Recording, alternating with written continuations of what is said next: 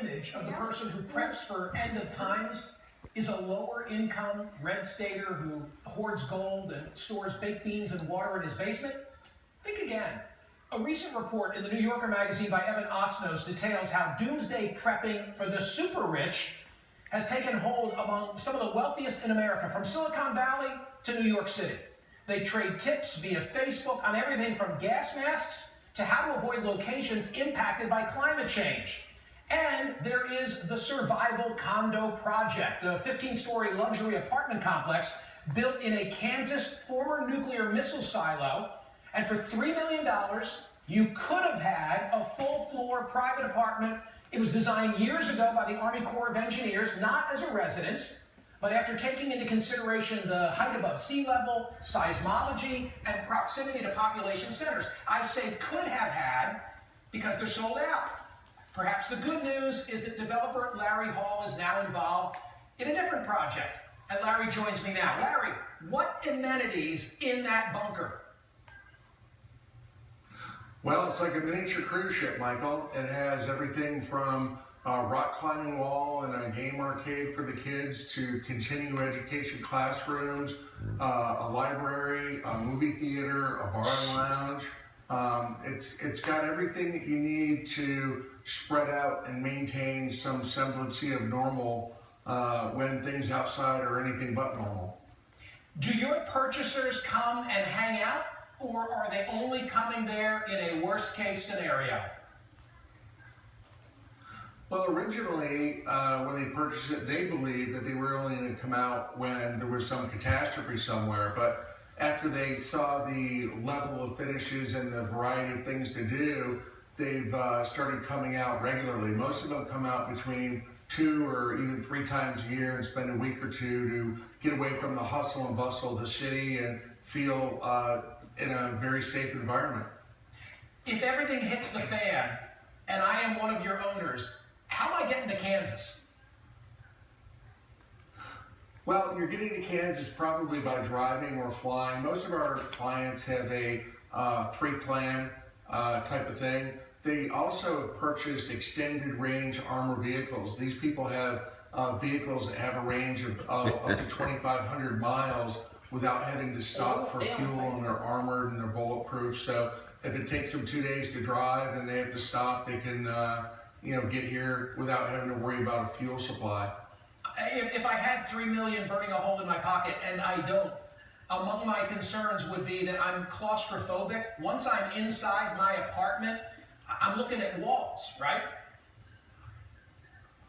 Well, no, you're not. We've actually employed some of the best psychologists that there are that do consulting with NASA. We've got 9-foot-high ceilings in the apartments, and they have electronic windows that are fed with a variety of scenes. Some of them are live, high-definition scenes that are displayed on television sets that are framed out to look like windows, and you can see what time of day it is, you can see what the weather is doing. It psychologically doesn't make you feel like you're underground, and they're really wonderful. And also, if you want to live in New York City and you want to view a Central Park, we can get the high-definition views and seasonal views, and you can literally live wherever you want to live. You can have whatever views you want to do, but the bottom line is that psychologically, you don't feel like you're underground. Final question. So, okay, I spend the $3 million, I own one of these condos, everything goes to hell in a handbasket. Isn't the whole country going to be beating a path to get to your silo in Kansas, and how are you keeping them at bay? Well, the facility was engineered and designed by the Army Corps of Engineers to withstand a direct nuclear blast. So once we close the doors, you can shoot all the bullets you want to at the place. We do have armed guards there that are 24/7, and we have automated defenses. But the bottom line is, if a nuclear blast can't get in, we're not too worried about the neighbors. And to that extent, there's a lot of people that know there's gold in Fort Knox, and you don't see people beating down that door either. What a story. Larry Hall, thank you so much for being here. Shalom. I'd like to give all praise to Yahweh, Ba'ashem Yahweh Shai. Double honors to the apostles and elders of Great Millstone. And peace and safety to all the Akim pushing this truth all over the earth. I'm going to go into Jeremiah chapter 16, verse 16. And it says, "Behold, I will send for my fishers, said the Lord power, and they shall fish them. And after I will send for many hunters, and they shall hunt them from every mountain and from every hill and out of the holes of the rocks." So just like in the clip,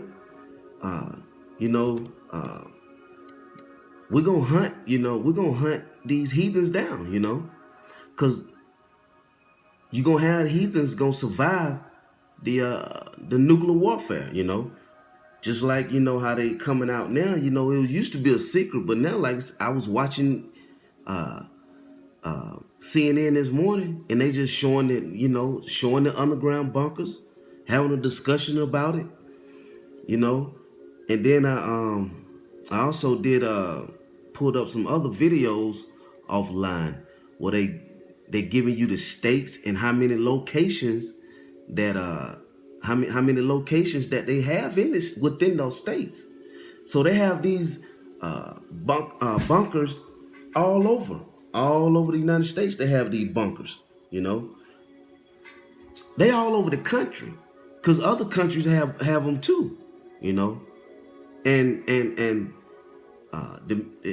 men of the Lord, we're gonna hunt them down. That's how we're gonna get our slaves. You see? So I'm gonna read it again. Jeremiah 16:16. "Behold, I will send for many fishers, said the Lord power, and they shall fish them, and afterward I will send for many hunters." See that? "And they shall hunt them." See that? Who we hunt? We're gonna hunt the elites that's gonna survive. Because just like on the clip, it says the super rich. They the ones that's buying and building these underground bunkers. So we're gonna hunt them from every mountain and from every hill. See that? And out of the holes of the rocks.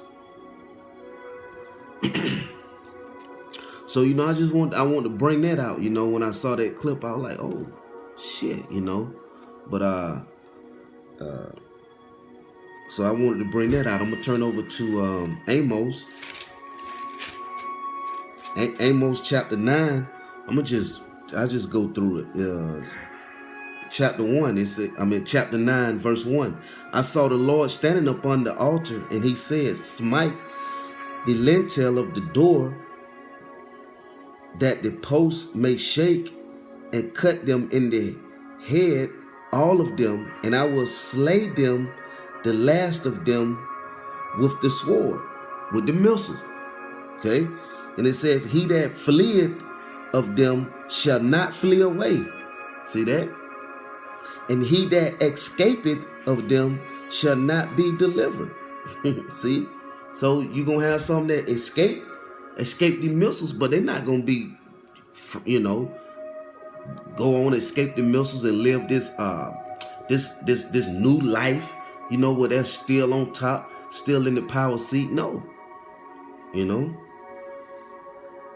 In verse 2, "Though they dig into hell," the bunkers, see that? "Thence shall my hand take them." So how is the Most High hand gonna take them? Through his elect men of Israel. We're gonna have the spiritual powers. We represent Yahweh Hashem Yahweh Shai. We are a part of him. See that? So that's how he's gonna use his hand. And it says, "Though they dig into hell, thence shall my hand take them. Though they climb up to heaven, thence will I bring them down." See that? Who knows of the stuff they building in the in so-called space? Oh, the series showed the 100. They showed you that on that series. This big space shuttle, space craft had all these people on it. And they had survived in it for years. And and they was running out of oxygen, you know, so then they had to figure out a way how to get back to Earth to see was it livable again after the nuclear missiles, you know. So there's no telling what Esau, you know, had, but the Most High say he gonna bring them down, you know. And it says, he said, thence will I bring them down. And though they hide themselves in the top of Carmel, I will search and take them out thence. And though they be hid from my sight in the bottom of the sea, thence will I command the serpent, and he shall bite them. It's nowhere around it. You're not gonna be able to hide and just get away, you know. The Most High have you trapped on all corners, all ways, you know. In verse 4, and though they go into captivity before their enemies, thence will I command the sword, the missile, and it shall slay them, and I will set my eyes upon them for evil and not for good. And the Lord power of hosts is he that toucheth the land, and it shall melt. See that? He gonna touch them with what? The missiles and the chariots. See that? And it's gonna melt, you know. And all that dwell therein shall mourn, and it shall rise up wholly like a flood, and shall be drawn as by the flood of Egypt. Verse 6. It is he that builded his stories in the heaven, and had founded his troop in the earth, and he that calleth for the waters of the sea, and poureth them out unto the face of the earth.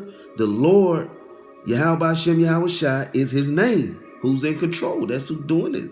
Verse 7. Are ye not as children of the Ethiopians unto me? O children of Israel, said the Lord power.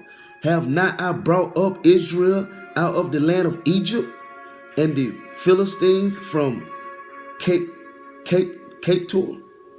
and the Syrians from Tyre?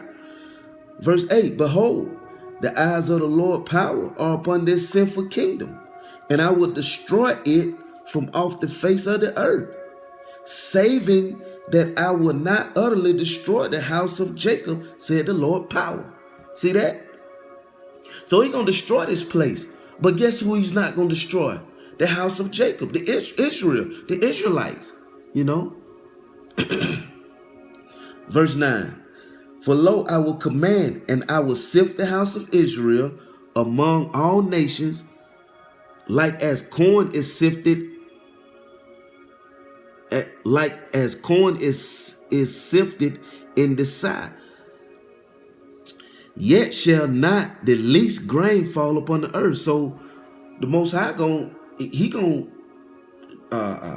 get all the Israelites out of every nation. You know, it's not gonna be an Israelite mixed in looking like an Edomite going into slavery. No, he gonna sift the house of Israel. Israel gonna know who Israel is. You know, cause we're gonna have that. We're gonna have the spiritual powers.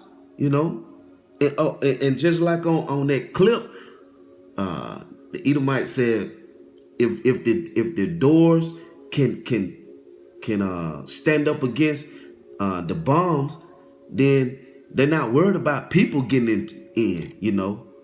But Yahweh Shem Yahweh Shai gonna put that spirit on us, and we're gonna have them spiritual powers. Nothing will be able to stop us. Nothing, you know. Esau, you can't even prepare for that. You can't even prepare for the spirit and the power of Yahweh Shem Yahweh Shai, even though you try, but it will not stand. Verse 10. All the sinners of my people shall die by the sword. See that? The 2/3 of Israel. Verse 11. In that day will I rise up the tabernacle of David that is fallen, and close up the breaches thereof, and I will rise up his ruins, and I will build it as as in the days of old. Verse 12. That they may possess the remnant of Edom. See that? We're going to possess who? Edom. The remnant of Edom. See that? We're going to possess Edom. They're going to become our slaves. Okay? And you heathens, you know, you can't say, well, that's Edom. You know, I'm not part of Edom. I'm Ishmael or you know, I'm Moab. No. Keep reading. It says, and of all the heathen. See that? All. None is excluded. All the heathens, you know, all the enemy nations going into slavery. We're going to possess all of our enemies. All the enemy nations going into slavery. Which are called by my name, said the Lord power, that doeth this. 13. Behold, the days come, said the Lord power, that the plowman shall overtake the reaper and the tender of grapes. Him that soweth seed in the mountains shall drop sweet wine, and all the hills shall melt. Verse 13. Verse 14. And I will bring again the captivity of my people of Israel, and they shall build the waste cities and inhabit them, and they shall plant vineyards and drink the wine thereof. They shall also make garden and eat the fruit thereof. So that we're going to be able to enjoy, you know, all the beautiful, glorious, prosperous things of the earth, you know. We won't have to no longer do the work and not be able to reap the benefit from it. Let somebody else reap the benefit after we put in the work. No, we're going to be able to reap the benefits from it. Verse 15. And I will plant them upon their land, and I will plant them upon their land, and they shall no more be pulled up out of the land, out of their land, which I have given them, said the Lord, power Yahweh, by Hashem Yahweh Shai. You know, so just want to read a few scriptures, and like I said, I like that whole chapter, so I just read the whole thing. But Esau and you heathens, you cannot hide. It will not work. You know, so go ahead, continue to keep building your underground bunkers, your underground schools, your underground cities, all of that, you know, because you still gonna get hunted out. You know, we're gonna need slaves, so continue to do that. You know, we need you to do more of that. The more slaves we have, you know. So with that, just, you know, hope brothers will edify, you know, and like to give all glory and praise to Yahweh by Hashem Yahweh Shai, you know, and hope brothers will edify. Until the next time, shalom.